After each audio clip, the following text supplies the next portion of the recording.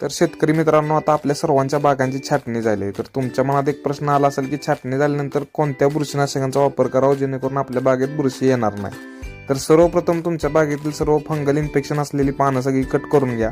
त्याशिवाय तुमच्या कोणत्याही फवारणीचा उपयोग होणार नाही.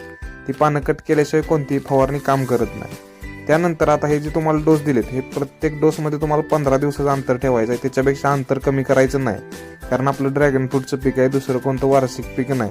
त्यामुळे हे काळजीच घ्या तुम्ही, आणि हे दिलेलंच प्रमाण घ्यायचं, त्याच्यापेक्षा जास्त प्रमाण वापरायचं नाही.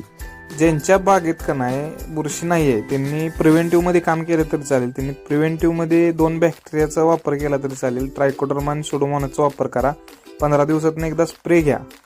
500 ml 200 लिटरला घ्यायचं, त्याचा स्प्रे घ्यायचा, आणि ड्रिपद्वारे पण 1 लिटर 15 दिवसातून एकदा देत चला. म्हणजे तुमच्या बागेला कोणतं रासायनिक वापरायची गरज पडणार नाही. प्रिव्हेंटिव्हमध्ये तुमचं काम होईल. धन्यवाद. माहिती आवडली असली तर शेअर करा.